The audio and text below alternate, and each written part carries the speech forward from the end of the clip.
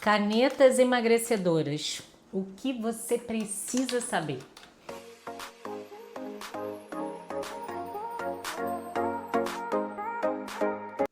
Eu sou a doutora Michele Mota, ginecologista e médica funcional integrativa, e hoje a gente vai falar sobre esse grande boom, que é muito positivo sim, já que a obesidade é o principal fator de risco para doenças crônicas, como diabetes, hipertensão e até mesmo câncer. Muitas mulheres têm medo do câncer de mama com a terapia de reposição hormonal e não sabe que, na verdade, é a obesidade que aumenta em 10 vezes o risco de câncer de mama. Então, essas canetas emagrecedoras chegaram agora, né, há um tempo, para nos ajudar, sim. Mas tudo na vida, né, tem seu pró, seu contra, e é isso que a gente vai falar hoje. Afinal, o uso indiscriminado das canetas emagrecedoras, num futuro muito breve, vai trazer um outro problema, que é a sarcopenia, a baixa massa muscular. Afinal, se essas canetas fossem milagrosas, se a gente perdesse, só a gordura e não perdesse o músculo, ia ser lindo e maravilhoso. Mas na prática, não é isso que acontece. Principalmente se você está se automedicando sem um acompanhamento médico, nutricional e atividade física. Porque se a gente usa um medicamento que tem ação, como por exemplo a tizerpatida, que é um monjaro, que tem ação tanto no GIP quanto no GLP-1, vai ter ação no trato gastrointestinal, vai lentificar, então você vai ter aquela sensação de tô satisfeita, tô cheia, não quero nada, não quero comer. Além disso, ele tem ação a nível central, por isso ele é muito usado até para compulsão alimentar. Sabe aquela com vontade doida? Quero um doce, quero um doce, quero um doce?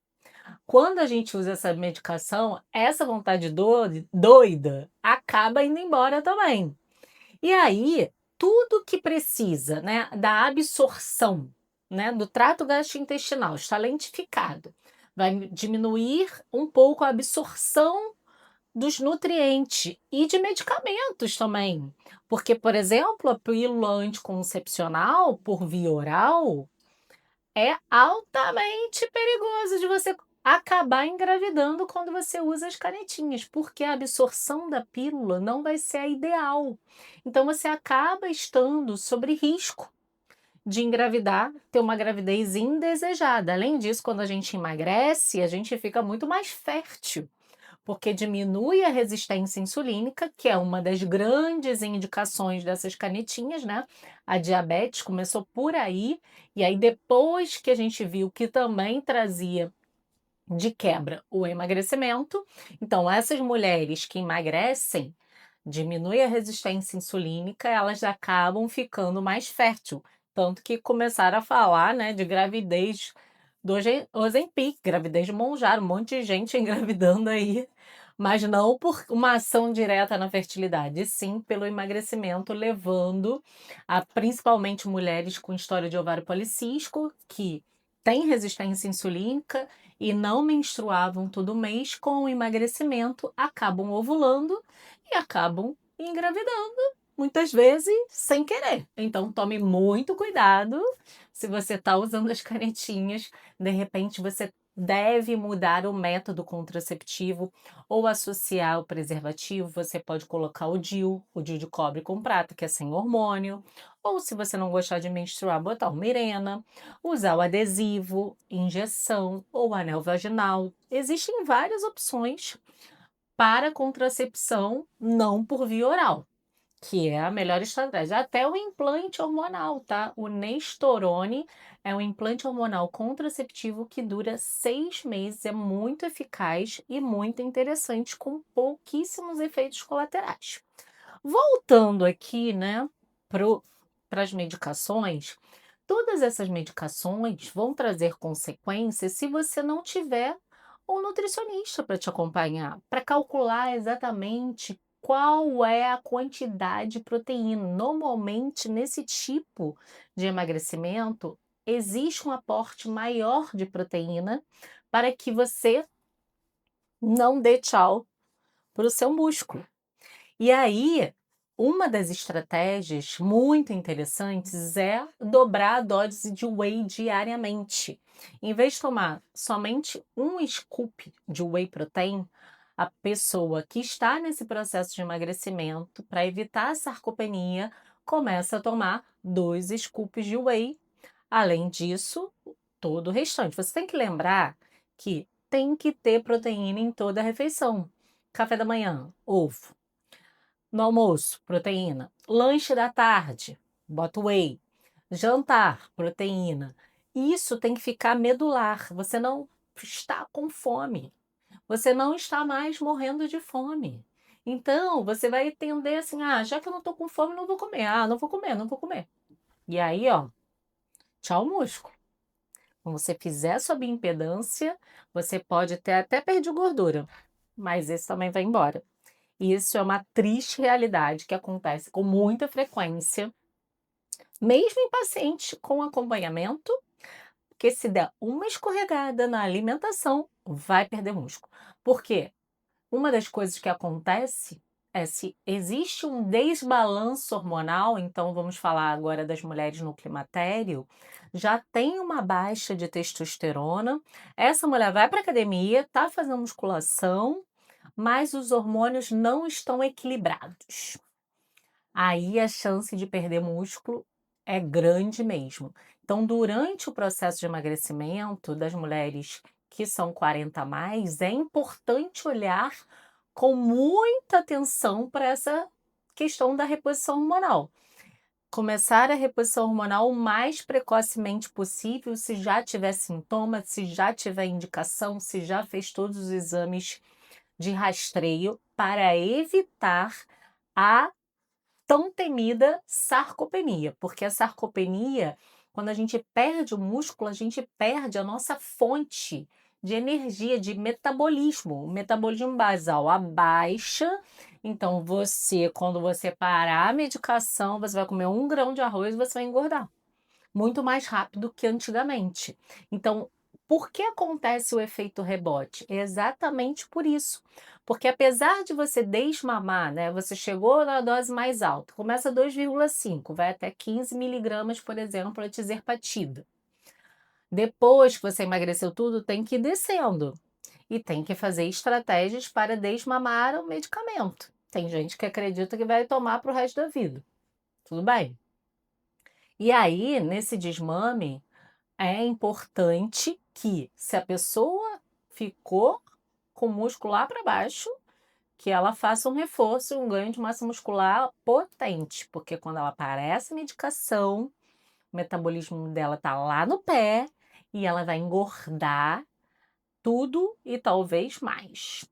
Que isso sempre foi o risco da maioria das formas de emagrecimento, inclusive da cirurgia bariátrica. A partir do momento que você se nega a fazer exercício físico, você está assumindo o risco de ganhar tudo que você investiu, que você perdeu. Porque, ó, é tempo, é estresse, é investimento em profissionais e investimento na medicação. E se você fizer musculação, que é o mínimo, ou um crossfit, uma atividade resistida, você está jogando o seu dinheiro no lixo. Não adianta, você está jogando seu dinheiro no lixo. E aí, não adianta chorar pelo leite derramado. Uma das coisas que acontecem também com essas pessoas que usam e não está fazendo acompanhamento para avaliar esses detalhes é a perda do cabelo. Por que cai cabelo? Não é o medicamento que faz cair o cabelo. Na verdade, é a desnutrição que faz cair o cabelo. Então, no processo de emagrecimento, essa visão funcional integrativa, que a gente vai olhar as vitaminas, os minerais, a B12, a homocisteína para ver se a pessoa não está inflamado, vitamina D, selênio, zinco, magnésio, tudo isso a gente tem que repor durante o processo de emagrecimento, porque a absorção desse paciente é uma absorção pior. Então, a gente pode fazer esses micronutrientes por via oral, que a gente já sabe que a absorção não é tão boa, mas o ideal é fazer até a terapia injetável. Existem injetáveis, silício injetável, esses minerais injetáveis. Além disso, associar também antioxidantes e anti-inflamatórios por via injetável é o melhor cenário. Resveratrol, a cúrcuma endovenosa, o ácido alfa-lipoico também ajuda na resistência insulínica e é um antioxidante super potente, porque isso aqui, a gordura é igual à inflamação, tecido gorduroso é inflamação. Então, se a pessoa toma só, no caso, aplica só a injeção e não tem uma suplementação para desinflamar, ela está fazendo o processo pelo meio. Outra parte importantíssima é a parte neurocomportamental. Não adianta você gastar rios de dinheiro investindo no medicamento se aqui, ó, a sua mente é autossabotagem pura.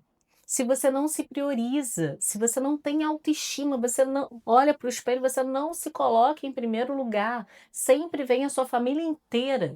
Porque enquanto você não tiver autoestima, você não vai aprender a dizer não para o outro, a dizer não para o doce, para aquele brigadeiro daquela festa, porque um dia você vai ter que parar. Você vive no planeta Terra e você vai ter que voltar a conviver e comer, né?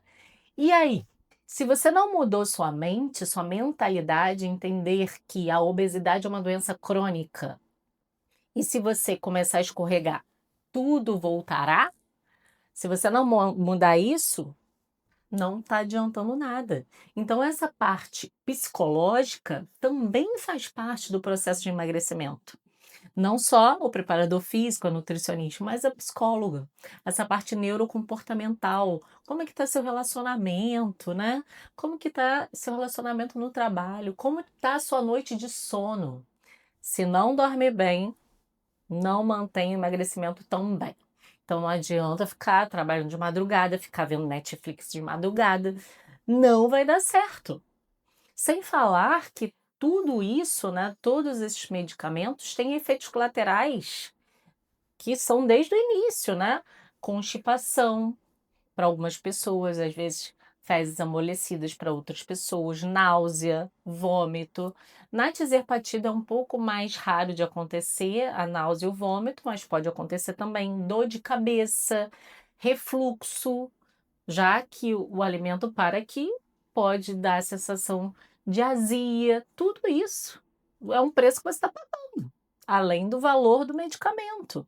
Então, isso você tem que botar na balança tudo. Ah, eu só vou comprar o medicamento da esquina ali de alguém e vai dar certo, vou emagrecer. Não é assim, porque você vai emagrecer isso aqui. Você vai acabar emagrecendo músculo, às vezes mais do que gordura. E como eu falei, é um tiro no pé. E claro que tudo existem riscos e exige um acompanhamento com exames de sangue, afinal, pode sim, algumas pessoas, principalmente com história de doença da vesícula, cálculo na vesícula, lama biliar, é perigoso você se automedicar com, esses, com essas canetinhas, tá? Pode levar a pancreatite, que é uma coisa grave, sim. Então, se você não tem um médico para chamar de seu, para tirar suas dúvidas, para esclarecer qualquer intercorrência, você está sob risco. Não é uma coisa banal. Não é só comprar e tudo bem que vai dar certo. E muitas pessoas existe sim uma resistência a esses medicamentos. A pessoa compra, investe, está usando, está fazendo estratégia e quase não emagrece.